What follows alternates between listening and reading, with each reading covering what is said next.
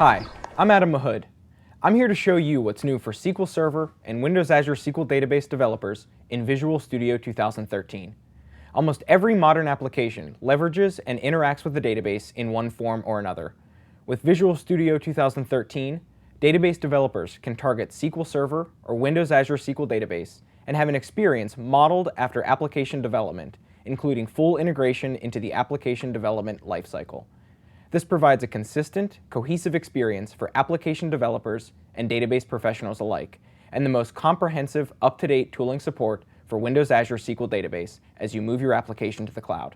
The full set of database development tools is available out of the box in Visual Studio 2013 and will be kept up to date via Visual Studio updates.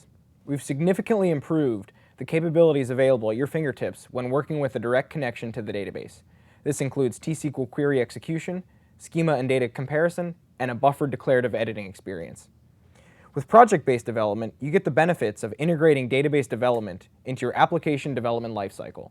This includes integrating into your existing scheme of application lifecycle management tools that you and your team currently use. Also, a local debug database combined with rich first-class T-SQL features provide an isolated sandbox development environment that's particularly powerful when developing for Windows Azure SQL Database. All of the database development tools in Visual Studio 2013 use standard formats and artifacts that are compatible with other SQL Server client tools like SQL Server Management Studio, the Windows Azure Management Portals. All of this is made possible by one unified framework called the DAC framework. We're going to take a look at key experiences in each of these three main buckets and look at where they light up in Visual Studio 2013. So here I am in Visual Studio 2013. I'm going to open up SQL Server Object Explorer. This tool window is really your hub for all your database development activities inside Visual Studio.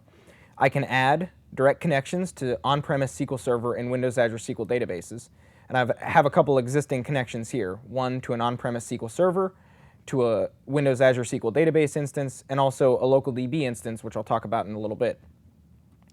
I can expand this on-premise instance, expand the databases. Here I have my cardealer.com database. Can navigate down through my tables and views as we reverse engineer a database model. Off of each object, I can do things like view code, view the data in this table, launch the table designer. And off of the database, I can do various DACPack verbs like publish or extract a DACPack, or launch a schema or data comparison. I can also launch just a plain old T-SQL query in the query editor and begin to develop away. However, I want to take advantage of the benefits I get with project-based development and create a SQL Server database project from this database. I can do that by right-clicking on the database, clicking Create New Project. Give this guy a name here. I'll take the default settings. You can customize the project creation a little bit, but we'll use the defaults for now. So I'm going to click Start, and what we're doing is taking that live database and turning it into a T-SQL source code representation in a SQL Server database project. And it's the one database project type available in Visual Studio 2013. So if I now pop over here to Solution Explorer, you'll see I have the full definition of my schema, but this time, all of my objects are in individual T-SQL files. So the first thing I want to do is create a baseline of this database schema. So I can come up to the project, snapshot the project, and what this is going to do is build and create a single file representation of the schema, or a DACPack. I'm going to call this baseline. And down the road, what I can use this for is comparing my changed database or my modified database schema to this original version to make sure that the changes are as I expected. The ultimate goal here is to deploy this database out to Windows Azure SQL Database. The first step to do that is to change the target platform of the project to SQL Database.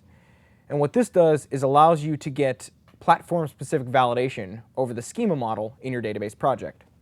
So I'm going to save this property over here, and if I build this project, I'll get platform-specific validation over the requirements of Windows Azure SQL Database over my project. And you can see I already have one error. It looks like my value table doesn't have a clustered index, which is a requirement for deploying a database to SQL Azure. So just like in any old application, I can double-click on an error in the error list, and I'm brought into the offending, not code snippet this time, but T-SQL snippet. I can quickly add a primary key here to get rid of this error. See, the error goes away. And while I'm here, I can right-click on the value identifier, and you see I have some rich first-class T-SQL features, or language features, available in my script editing, like refactor rename, expand all wildcards, and go to definition and find all references, some of the key paradigms you're used to in your application development. So I'm going to go ahead and rebuild. Looks like we're all clean. So what I want to do now is take advantage of this local debug database workflow. To do that, I use the exact same paradigm in Visual Studio that I would for a normal application. Start debugging. This is going to deploy my database project out to LocalDB, which is your local isolated sandbox debug database that is spun up by default for each project in your solution. So if I go back to SQL Server Object Explorer, you'll see I have this LocalDB projects node, which again is this default debug database instance. If I expand the databases, there's my cardealer.com project database. Expand the tables and the views. If I right-click on the value table, view code, and it's the exact same representation of the table that was in my project. So I'm pretty confident now that I'm set up for success to deploy to Windows Azure SQL Database. There are a couple different ways that I could actually publish this project out. I could use schema comparison to do a targeted comparison and script change. I could take this DAC pack, create a new DAC pack, and deploy it via a variety of client tools. Or I could just do a direct project publishing, which is what I'm going to do here. So I'm going to right-click on this project, click Publish, enter in my connection information.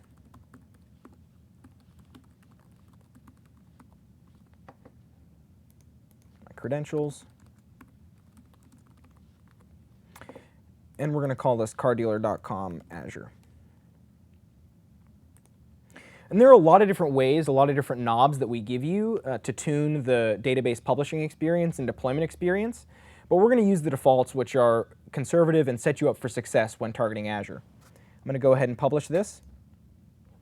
And we're popped into the Data Tools Operations window, which is your home for tracking long-running database operations in Visual Studio.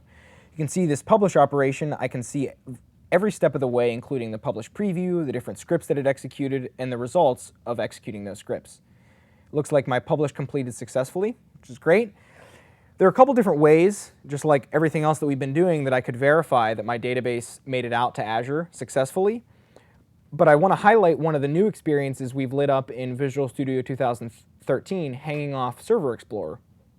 So if I go to View, over to Server Explorer, you'll see this Windows Azure node. And this node in Server Explorer is really a launch point for navigating and enumerating all of your assets under a Windows Azure subscription, really tying a hybrid experience between your local development environment and your Windows Azure assets. I've already tied this up to my subscription, which takes only a few simple clicks.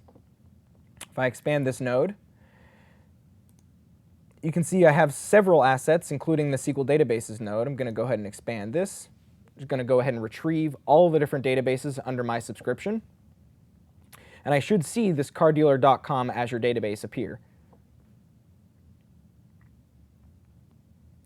There we go. And off of this node, I can do a couple different things. I can launch Windows Azure Management Portal if I want to do some additional management tasks.